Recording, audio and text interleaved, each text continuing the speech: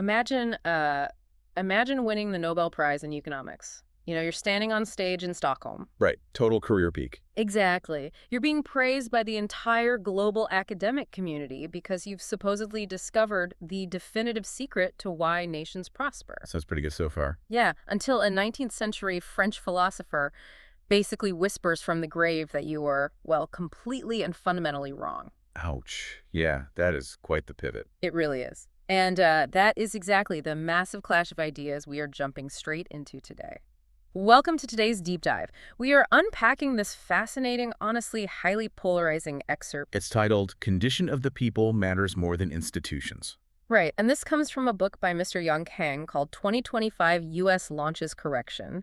Our mission for this deep dive is to map out this sweeping historical argument about, why nations succeed, why they collapse, and what's actually driving modern society just beneath the surface. And it is a wild text. I mean, it really forces you to question the very foundation of how a country operates. It touches on economics, history, some really deep theology. Oh, totally. And eventually it gets into very specific modern partisan politics, which actually means we need to set the table here for a second. It's totally a good idea. Because this text dives into some deep, highly polarized religious views and, contemporary political movements. We just want to be super clear with you, the listener, right at the top. Right. We're not taking sides here. Exactly. Our goal today is not to endorse or defend or debate the author's personal claims. We are just acting entirely as your guides. Yeah, we're just mapping out the architecture of the argument he's making. Because we want to show you how he connects a 19th century church sermon to, 21st century political movements. So you can fully understand the philosophy at play here, regardless of where you personally sit on the political spectrum. Yeah, and the best place to start that mapping process is actually with that Nobel Prize you just mentioned. The one from the hook, yeah. Because it perfectly illustrates the modern consensus that the author is, well, trying to tear down. So on October 14th, 2024, the Nobel Prize in Economic Sciences went to three really prominent economists. Right, Darren Acemoglu and Simon Johnson from MIT and James A. Robinson from UChicago. Exactly. And the committee gave them this prize for their research on how political institutions are formed. And crucially, how those institutions dictate whether a nation becomes wealthy or impoverished. So their whole award-winning premise is just incredibly structural. Yeah. It essentially says that political institutions, the written laws, the constitutional frameworks, all the structural rules of the game, are the primary drivers of a nation's success. Right. If you build the right institutions, prosperity naturally follows. It's very engineering-based, right? Like build a good machine, get good output. That's exactly it. But the author introduces a massive counter-narrative to that engineering mindset. He reaches back 150 years to Alexis de Tocqueville and his famous study, Democracy in America. Right, because Tocqueville traveled all across the young United States and basically came to a completely different conclusion about what keeps a political community moving forward. He argued that the institutions, those written laws and structures, are absolutely not the most important factor. Okay, let's visualize this with an analogy because I think it helps. Think of a country's political institutions, so the Constitution, the legal system, the courts, as the hardware of a computer. I like that. So the Nobel winners are saying that hardware is everything. Exactly. Installed the best microchips, the most efficient circuitry, and the computer runs perfectly. But the author, channeling Tocqueville, is basically arguing that a motherboard is just a piece of dead metal if you don't have the right software running on it. Right. And that critical software is what Tocqueville called the condition of the people. The condition of the people. Yeah. And Tocqueville actually mapped this out. He created a specific hierarchy of success to explain what sustains a democracy. And he evaluated three main factors. Surprisingly, he puts geography and the natural environment at the very bottom. Which feels super counterintuitive, honestly. I mean, you'd assume having vast oceans to protect your borders or massive natural resources would be the ultimate predictor of wealth and security. You would think so, yeah. But he noted that in Europe, the impact of geography had been massively exaggerated by historians. That's interesting. Yeah, the physical environment gives you an arena, but it doesn't dictate how you play the game. So geography is at the bottom. Then in the middle, he places the legal system, so the institutions. Okay, the hardware. Right. He acknowledges the U.S. legal system is well-crafted. It helps stabilize society. But sitting at the absolute top, the undisputed king of his hierarchy, is the condition of the people. Wow. He explicitly writes that the importance of the legal system has been constantly overestimated, while the condition of the people has been drastically underestimated. Okay, so if the hardware is useless without the software, what happens when a country ignores the software and just tries to, pirate the hardware? Right, just copy-paste it. Exactly. And the author highlights a historical phenomenon that perfectly tests this. He talks about how several newly independent nations in South America and Africa looked at the U.S. and attempted to just directly replicate its constitutional system. They took the exact blueprint. I mean, they copied the separation of powers, the representative structures, the written rights. They installed the exact same hardware. But it didn't work. No, almost none of these efforts resulted in long-term stability. The newly formed governments routinely just collapsed into authoritarianism or endless civil conflict. So if they had the identical rules on paper, why didn't the system function? Well, the author points out that they lacked that specific, highly localized condition of the people that existed in 18th and 19th century rural America. And the text gets highly specific about what that condition actually was, Yeah. right? Very specific. Tocqueville observed that the overwhelming majority of Americans back then were devout believers in God.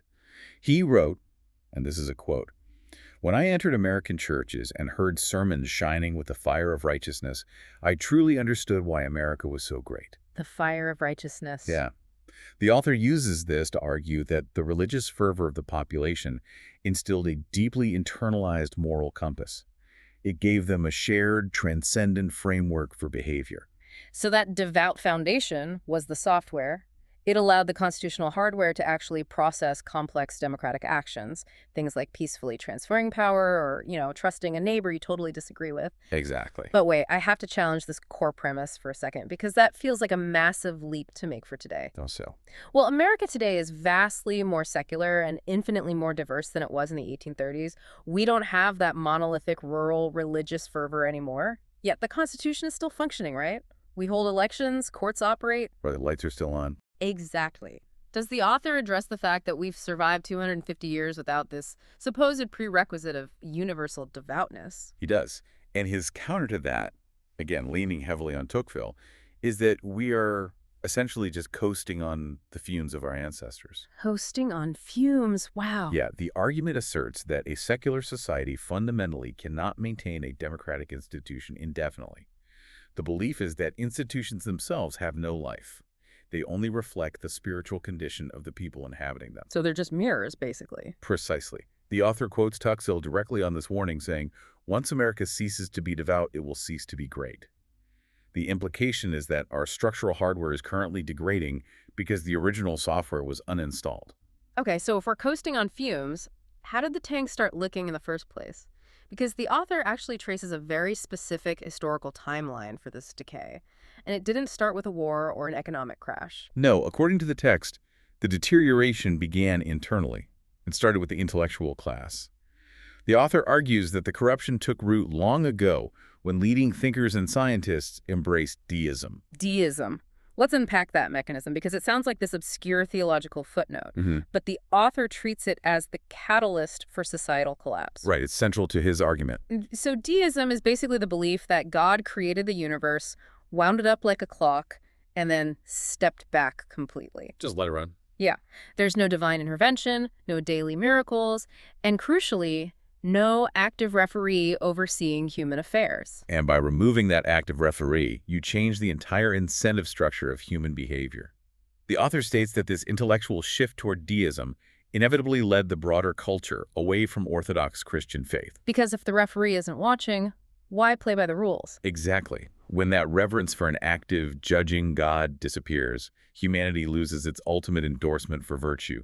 There's no longer a higher transcendent motivation to strive for goodness because, well, there are no eternal stakes. And if human actions aren't being judged on an eternal scale, the only scale left is the immediate material one, like what is useful to me right now. Yes. And the author argues that this vacuum was immediately filled by utilitarianism, which is a worldview based purely on maximizing immediate pleasure, efficiency, or, material benefit. And he issues a really stark warning about this. He states that a world dominated by utilitarian principles will, and this is a quote, indiscriminately destroy diversity, elegance, beauty, and ancient principles. Right, because you stop building cathedrals that take 200 years to complete. It's not efficient. You optimize everything for the immediate payoff. Exactly. The author actually views this as a mechanistic decay. He relies heavily on the second law of thermodynamics here. Oh, like entropy. Just like heat naturally dissipates into a cold room, our collective moral energy dissipates over time. Yes. The law of entropy says a closed system naturally breaks down into chaos unless new energy is added. The author applies this exact concept to society. He writes that the social energy of humanity is bound to be exhausted, and it's currently in decline. So the societal battery is draining. That is the analogy.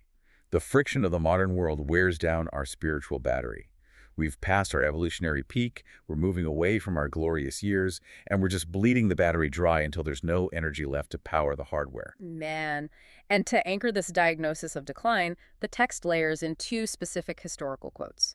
The first is from Henry Adams, who was the great-grandson of President John Adams. Right, and he observed the trajectory of society and concluded, the vulgar will always drive out the noble, and in the long run, civilization itself is too noble to survive. Too noble to survive. The implication there is that maintaining a high-functioning, virtuous society takes an immense, unnatural amount of collective effort, while collapsing into vulgarity and self-interest is just the natural gravitational pull of humanity. It's the path of least resistance. And the second quote comes from a former Harvard teacher named Moore. He argued that society must find a way to return to timelessness. Timelessness. What does he mean by that? Well, Moore observed that when different generations lose their shared spiritual connection, like when they stop viewing themselves as part of a continuous, eternal chain, civilization withers, and eventually human existence itself perishes. Wow. Yeah, without a belief in supernatural realities, we end up neglecting the sacrifices of our ancestors, and we ignore our duties to our descendants. We just become entirely trapped in the present moment. But if the battery is actively draining and we're losing that spiritual connection across generations, why are we constantly obsessing over politics? I mean, we spend all our time arguing over who won an election or what bill got passed. Well, the author argues that focusing on politics means we are fundamentally misunderstanding the nature of our crisis. Right, because politics is just a tiny downstream puddle compared to the massive ocean of civilization. That distinction is the absolute cornerstone of his worldview. Politics naturally arises from civilization, not the other way around. And he defines civilization as an eternal spiritual and social community, right? One that connects ancestors, the present generation, and future descendants. Yes, it's this massive cross-generational vessel that carries human meaning. So when civilization falls, your descendants don't just inherit like bad tax policies or inefficient politicians. They literally live in the ruins. They have no moral or spiritual foundation to build a meaningful life upon. Exactly. And this leads right into his incredibly sharp, highly critical view of the modern digital world. The text views modernity not as progress at all, but as a path to potential enslavement. Enslavement, that's a strong word. It is. The focus is specifically on mechanized, digitized production, and this modern obsession with fulfilling immediate material desires and self-gratification. Which I think you, listening to this, can likely relate to on a visceral level. Just think about doom scrolling on your phone, the constant algorithmic push for consumption, the digital noise filling every silent moment. Yeah, we all feel it. But the author argues that the feeling of modern burnout isn't just exhaustion. He says it is a symptom of spiritual starvation. Right. The text argues that this digital, hyper-consumer environment actively turns people into isolated, atomized individuals. We become disconnected units. Because our daily lives are entirely focused on immediate gratification, those digital dopamine loops. Exactly. And because of that, people feel zero responsibility toward the traditions of their ancestors and zero responsibility toward the well-being of future generations. And the intensity of this claim really cannot be overstated. The author is literally arguing that chasing these material desires, being sucked into this atomized digital existence, strips away a person's capacity to be a real human being. Yeah, the text defines a real human being as someone endowed with morality, spirituality, and reason. So if the digital age wipes out those traits, then real human beings disappear, and civilization just goes extinct. To cement this, he brings Tocqueville back in.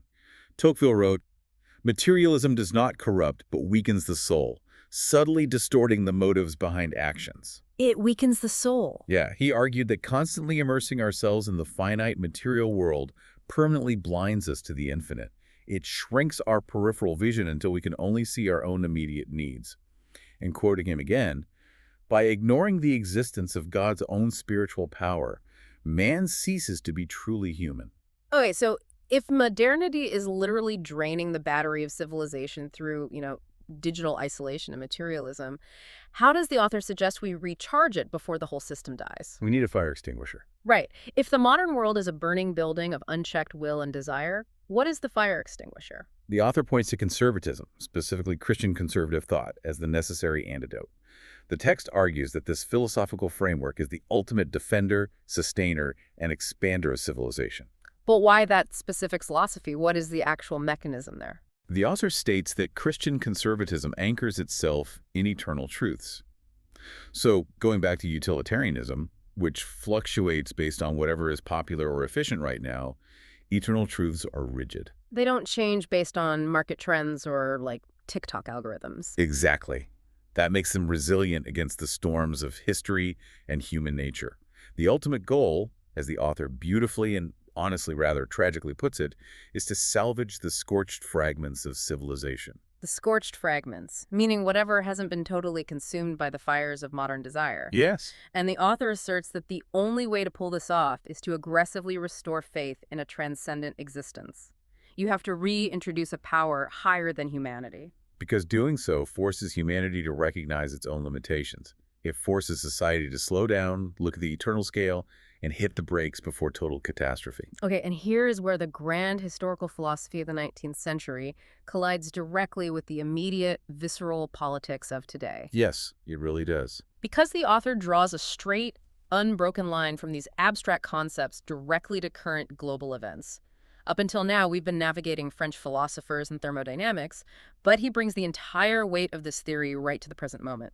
The text states that today, Jews and Christians globally, and it specifically names populations in Israel, Britain, Europe, East Asia, and Oceania, alongside over 75 million Americans, are fervently praying for a corrective mission. A corrective mission? Yes, and the text explicitly states that this corrective mission is to be led by President Trump. The stated goal of this movement is to make America great again by acting as the bulwark that safeguards civilization itself from the decay of materialism. Okay, I want to briefly pause right here and remind you of our objective for this deep dive. We are not here to evaluate the validity of that political conclusion. We are here to marvel at the architecture of the argument that leads up to it. It really is a remarkable synthesis. Just look at the incredible chain of logic the author constructed. We started by looking at a 19th century French philosopher observing fiery sermons in a rural church. Right. We used that to explain why copy-pasted constitutions completely failed in South America and Africa. Then we transitioned into how the shift toward deism removed the ultimate moral referee, right? Creating a vacuum for utilitarianism. Exactly. Then we applied the laws of thermodynamics to explain how modern digital screens are bleeding the spiritual battery of the atomized human soul. It's quite the journey. It is. And finally, we landed on a highly specific 21st century partisan political movement, framing it not just as a standard election cycle, but as this desperate spiritual corrective mission to salvage the scorched fragments of human existence. It perfectly illustrates the author's core thesis. Mm. Politics is just the visible surface. Beneath the news cycle is the survival of civilization. And beneath civilization is the ultimate driving force, the moral and spiritual condition of the people. Which brings us full circle to where we began today. We started by contrasting a brand new Nobel Prize, which declared that perfectly engineered institutions are the ultimate key to prosperity, with the author's deep belief that institutions are just empty, dead hardware. Yeah, we've explored the alleged spiritual decay of modernity, the threat of the digitized human, and this passionate call for conservative correction to save the system from imminent collapse. And that leaves you with a really profound question to chew on long after this deep dive ends. Let's assume for a moment the author's fundamental premise is correct, that institutions, no matter how beautifully written, are just empty vessels. They're just the hardware, and they have to be animated by the software, the condition of the people. Okay. Take a look at your local community. Look at your neighbors, your local city council, the digital spaces where you spend your time.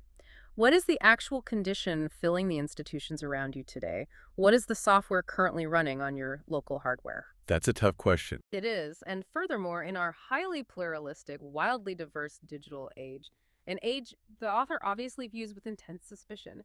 Is it even possible to have one shared unifying condition of the people anymore? Or does the very nature of our fragmented modern world mean we have to invent a completely new, fundamentally different way to keep the hardware running? Something to think about.